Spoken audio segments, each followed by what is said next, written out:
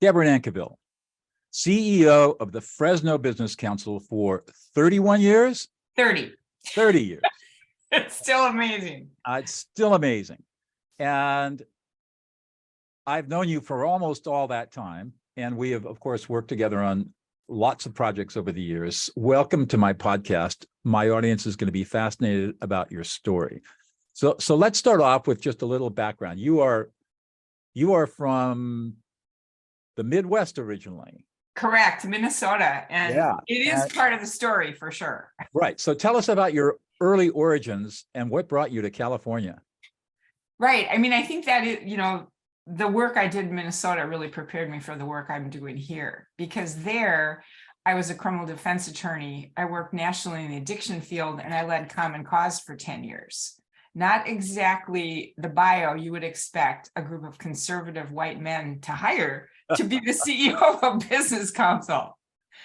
I know, and we live in Central California, which is pretty red. Correct. And I am not partisan at all, because having majored in philosophy, I'm just interested in what's true and what works. So for me, that was why Common Cause was so appealing, because to me, I think it's all about being great citizens and getting, coming together to solve problems together. That's the whole point. Yes, civic stewardship has been a big theme of yours over the last 3 decades. Tell us a little bit more about that concept and civic leadership, becoming a civic steward. Right. I think it's central to the whole thing. In 9th grade, I was exposed to the work of John Gardner, who founded Common Cause, counseled 5 presidents, worked for the Carnegie Foundation. He was the CEO. I mean, World War II veteran. He inspired so much of what I believe to be the American dream.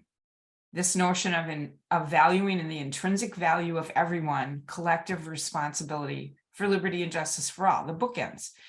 And to me, the people that understand that are people that start with gratitude, that other people were willing to risk their lives for freedom and inclusion and all the stuff that, today is all suspect, because if you weren't a perfect human being when you had a new idea, somehow it's discredited today. And I think our country was a bold experiment, and it may fail.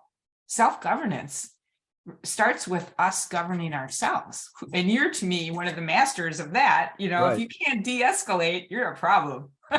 Exactly correct. So tell us about your work as the CEO of the Fresno Business Council. What is the Fresno Business Council, and what has been your role in the community? Right. I think, it's become clear over time. I actually, when I left Minnesota, wrote a job description for myself, and I've never gotten one from the members of the Business Council. So that'll give you an idea of how innovative this group has been willing to be, because there is no map for this. In 1992, my understanding is the community hit bottom, and 8 leaders, including the president of the Business Council, were like, we have to find another way to conduct the community business. And of course, they didn't know what that might look like, because that wasn't their life experience. And when they hired me, one of the prominent agricultural leaders, he said, we should hire her because she's different. I guess, so there I was watching people trying to figure out how to solve symptoms of which turns out to be a devastating approach to the economy, low cost, one dominated industry, and all the problems that come from that. And you add to that Fresno's center location being a portal for guns, gangs, contraband, I come to find out later, all kinds of things, all this hard stuff concentrated in an isolated area of California. And most people didn't even know. They didn't know there was third world poverty in the middle of the state. Right. Just so listeners understand, the economy we're talking about is big agriculture, and a model that cheap food, quality food, and the one region really paid a price for that. That's right, because there are a few people that make a lot of money and a lot of people that don't make a lot of money. Right, and with undocumented, coming from Minnesota, I had no idea that this existed. Because it sounded like an old model of industry that was in the Deep South. So what have you seen in over the 30 years, have you seen shifts here in the Central Valley? Oh, I think there's tremendous, because, bottom line for me is there was no intention to cause harm. It was almost like bigger, faster, more was a cultural norm. Poor people moved here, created prosperity here, worked really hard. I mean, I don't want to paint anybody as a villain, because I think we all do the best we can based upon our unresolved trauma and our social conditioning. And if you're not willing to confront both inside of yourself, you'll likely do harm outside of yourself. So to me, I had to change in order to be effective here, because judging doesn't help anybody. So tell me about the changes you had to go through. Well, Minnesota, when I was there, to just give you an idea, I mean, at the legislature, it was dominated by civic stewards. So doing the right thing for the right reason in the right way was the norm. There was a 12-step meeting room on the first floor of the state capitol. If people were acting out in some way, someone would likely do an intervention, because it was kind to do that. They wouldn't talk behind their back. They would deal with it. We got legislation passed in one session. So much so that Archibald Cox brought members of Congress to Minnesota to find out how we did it. And what people realized, it wasn't about how at all. It was about who. So when leaders leave, and so I had the opportunity to be mentored by people like Archibald Cox. I think about being his chauffeur and having him tell me the history. He and John Kennedy were close friends. What it was like to actually talk to somebody who lived through it and was a national icon. So I was heavily influenced by the kind of leaders that put the country first, put the state first, put the community first. And, we had public financing, all the Watergate reforms, boom, right through, because doing the right thing for the right reason in the right way was smart. So how do you translate all of that when you moved to California? Well, it was quite a shocking contrast to me. But see, having worked for Common Cause, I already knew a lot about California, because Common Cause is a national organization. So I worked with the leaders of the different states. So I was very keenly aware that every state in the nation has different politics, cultures, policy. The fact that most people speak English doesn't change the fact that the cultures are still very different. So I was somewhat tuned in, but I had no concept of the Central Valley. I mean, I thought Cesar Chavez was considered like Martin Luther King. It's sort of like one generation's heroes can be another generation's threat. And, again, I don't want to paint anybody as a villain. Survival of the fittest was sort of a dominant worldview. And until you really think about interdependence, and leaving anybody behind means you're paying for prisons, welfare, all kinds of problems. If you can't see the whole, you can't see it. Right. And so the challenge is, how do you get the people who can see it to step up and lead? Hold that thought just one moment. So how do you go about getting people to see what was really behind the curtain? Because it sounds to me like that's really what you've been doing over the last 30 years, is trying to lift the veil and instead of addressing the symptoms, look at the causes of poverty and homelessness and all of the issues that exist in the Central Valley. I think that's very well said. And as you know, I've had the privilege of working with remarkable leaders.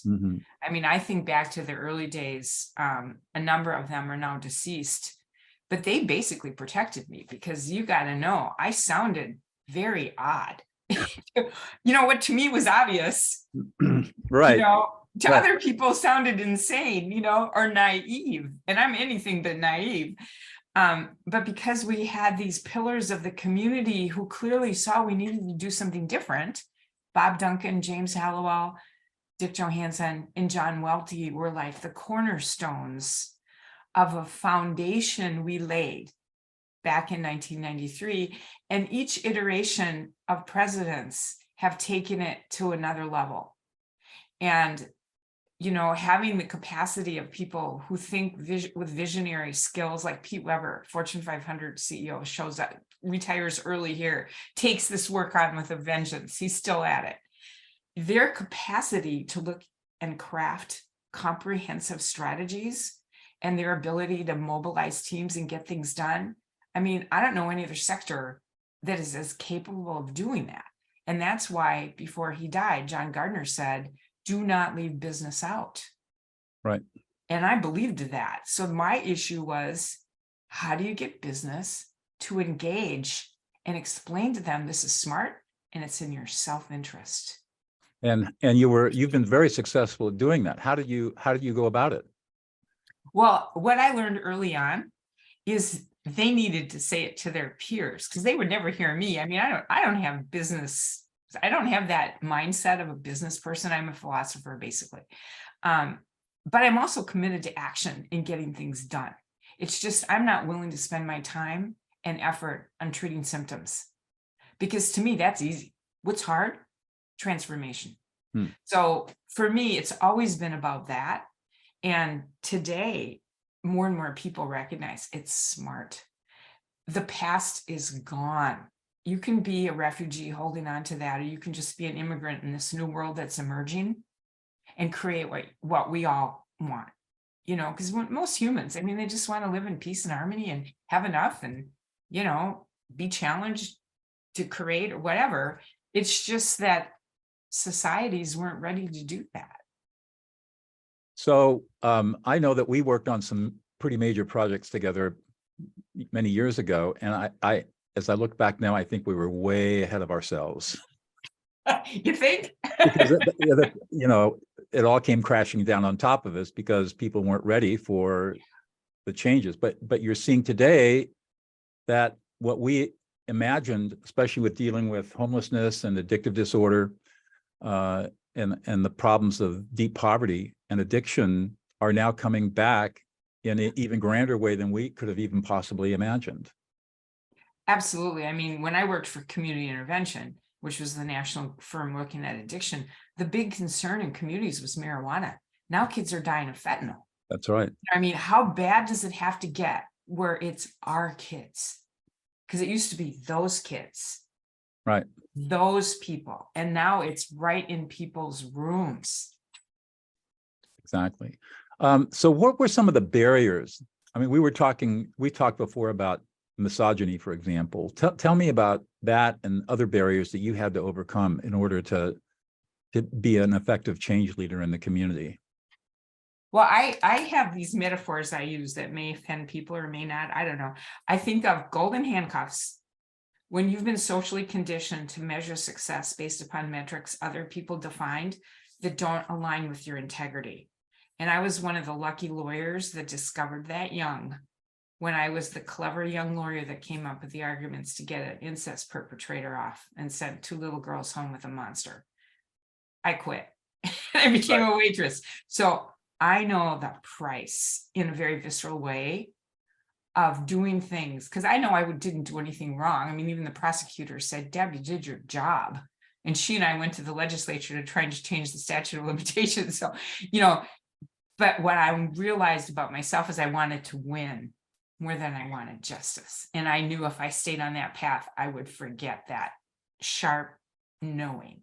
And then on the other side, I call them iron shackles, where if you've experienced deep trauma, marginalization, you know, assaults, whatever, you can internalize, I'm a victim.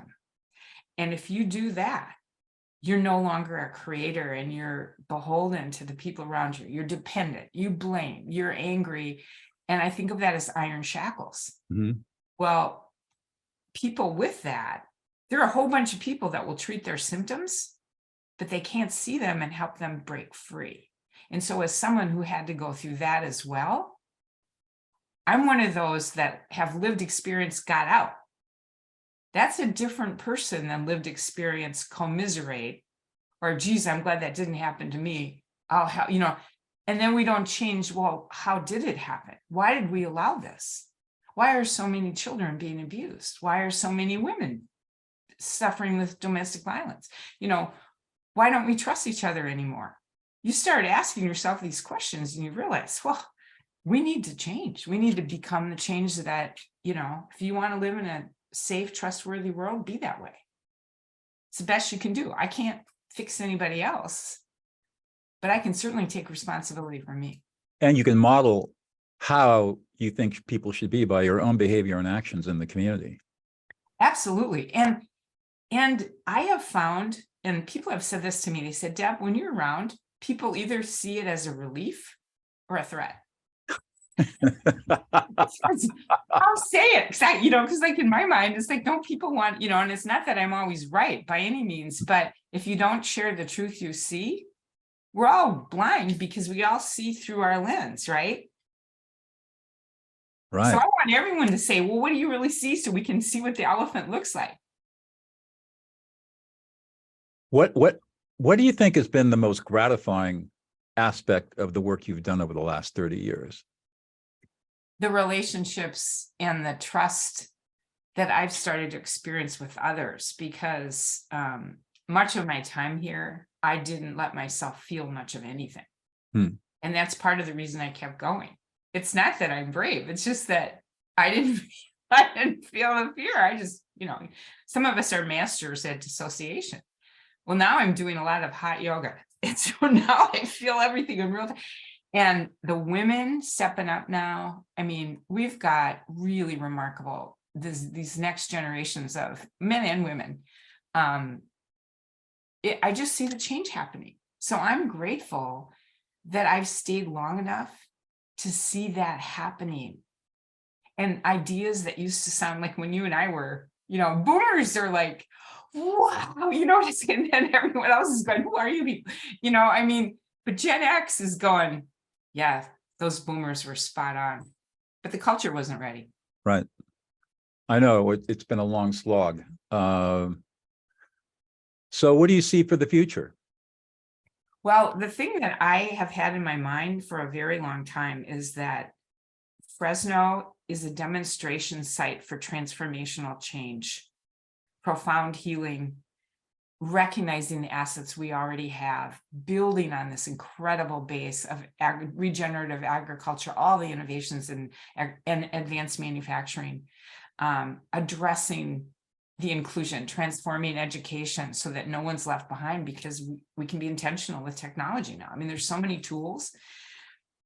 If we can do it, because one of our national consultants used to say, Fresno's writing my third book. Remember Doug Henton? Oh, yeah. Because we were doing it, and then I met some remarkable people at a National Governors Association think tank meeting years ago. One was Fred Keller, Cascade Engineering in Grand Rapids, Michigan. Well, he created a way for employers to help their employees in real time, get them off welfare so they don't get, so that they didn't get in the maze. Super successful. Well, his mentee has been here twice, and we're replicating the model now because we were ready to do it. The other person I met was Mauricio Lim Miller, who found a new way to deal with poverty by investing in people and seeing their strengths. And he just sent me something last week, so I've reconnected with him as well. And I saw these as the two pillars. What can business do to address social and intractable issues? And how do we treat people that have had difficult histories? Not treat their symptoms, but honor their incredible scrappy strengths and invest in them. So that, to me, those are two pillars that elevate this foundation that we started years ago. It strikes me that, and I recall in our early years that there were a lot of people in the social justice movement here in the Valley that were openly critical and hostile towards business, being involved in community work. Tell us a little bit about that and how that shifted. Well, it's still challenging. And the reason I think is because people look at the shadow side of business, not the strengths. It's sort of like people that don't want manufacturing. I might say to them, do you want a refrigerator? Do you want somebody who knows how to fix the refrigerator? Because they're economically illiterate in terms of understanding how an economy happens. So, and a lot of business people are socially illiterate. They don't understand the other, so for me, it's this idea of, you need the doers, the thinkers, and feelers working together on one team. And until you have enough people who have integrated all those attributes, you better have a team that has everybody. And so we've just been practicing earning trust, being more patient. Doers don't like to feel or think, right? I mean, Right. you know, so they make fun of those two. And it's sort of like, well, if you don't have thinkers, you might be going down the wrong road and not even know what you're doing. You know what I mean? Yeah, and if you don't have feelers, you're missing 98% of what it means to be human. And look at Star Trek. Now Yeah, with well, that, of Picard, course, yeah, you know, he's actually, because he brought the empath, he's an action thinker. He brings an empath on the bridge. And now the news show is talking about why he doesn't have feelings. huh. It's very, because I love Star Trek. So I thought, because I think a lot of these people showed us, whether through music or all kinds of writing, have told us all this stuff. It's just how you hear it. Right. Huh. So what do you see for the future? I mean, you're not going to be doing this forever. So what comes after you in terms of community transformation? Well, the team that we now have, like, it's not just me anymore. We have Kurt Madden, Janelle Taylor-Cumpy, Kendra Rogers, now Devasian. We're all CEOs, one team with our own portfolio, leveraging our assets to move all kinds of pieces forward at once. And so some of these initiatives go right into the poverty industrial complex, some in education, some in business, because we have a manufacturing alliance that's up to 1,400 members now. And they're not all business, they're partners because they're led by civic stewards. Business is getting smart. When you lead as a civic steward, you have real partners that want you to win. You know, so to me, as we keep going forward, the next challenge is we are over-regulated, under-led at the state and federal level because of years of patch jobs, one-off stuff, full-time, you know, unless you have strategic leaders, visionary leaders driving an ecosystem to a new space, you're going to just keep playing bumper cars. So how do you, I mean, I love the thought that we're over-regulated and under-led. You know, how does a region like Central California, which is the 5th largest region in the state by population, it's also the poorest region in the state by economic development. How does it gain influence in the state capital with the legislature and the governor's office? Well, it's funny. It's a perfect question because New California Coalition formed from LA and the Bay Area, and they invited us to join as a chapter. And we agreed to do it if it was led as civic stewardship. And so we are now mobilizing and working together. Our region is center stage for a lot of reasons, largely due to Ashley Swearingen, because there's a major initiative called Drive that is pulling together a bunch of pieces to address social equity issues, inclusive prosperity, inclusive economic development. There's a mirror image in Inland Empire. These are the two regions that when they're together, it's like, what are the common realities? And because we've been part of the California Stewardship Network for years, the leader down there and I are colleagues. You know, so there's all these connections of going, you can't leave a region of your state out because it spreads. And one of the leaders in the Bay Area, I was in a conference and he said, how could we be this smart and have allowed this to happen? And I said, you've hit rock top. We hit rock bottom. Right. Now you get it. So the people that hit rock top, Silicon Valley. you know, exactly. It's the same problem, but you know, it's like pedagogy of the oppressed, Paulo Freire's work. Right. If you're at this level of thinking, whether you're rich or poor, it's this level of thinking. Both have to change. And do you think you're getting traction in government to see that at the state level? Well, right at the moment, think about we the people coming together with solutions to the legislature with a coalition broad-based. It's like, we're not coming single interests, one-off, quick patches, special favors. We're saying, this is what we the people want, and they can take credit for it. And it's the way we lobbied at Common Cause. Everybody would say, oh yeah, we want to do the right thing. You know, so we'd come to the legislature with a solution. Who wants to be against us, right? It's the same principles applied to substantive issues. And is the legislature responding? Well, we'll find out. I mean, what's happening now, like with a lot more Hispanics who want their own companies. They want it. You know, there's an illusion that people want to redistribute wealth rather than create their own. Well, redistribution means you're dependent on somebody else. Right. Nobody wants that. Not really. If they get, Right. so for me, it's all about how do we create a model where everyone is accountable and we have compassion. We meet people where they're at, but we're aimed to the future, not the past. Mm-hmm.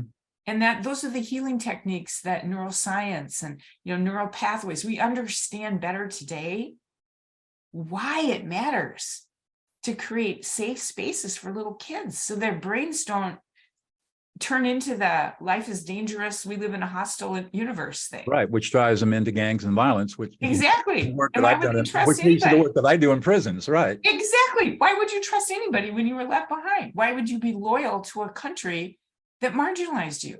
Right. So, to me, it's like all those of us that have had the courage to hang in the shadow, I learned so much from criminal clients. And I realized a lot of the lawyers were not as healthy and kind as my clients. It's just my clients, as you all know, didn't do well with anger and rage. Right. And they would do things that would get them into trouble. Right, exactly. All right, one more question, then we'll wrap it up. So you've had a fascinating career and you've done a lot of great work in the region.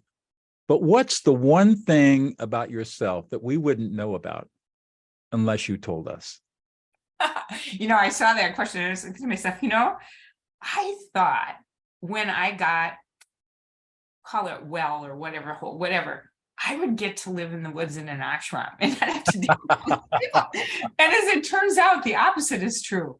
All of a sudden, you have all these relationships. I kind of like it, but I still have that part of me that just wants to be in the woods because I kind of grew up in the woods. You want to eventually retreat.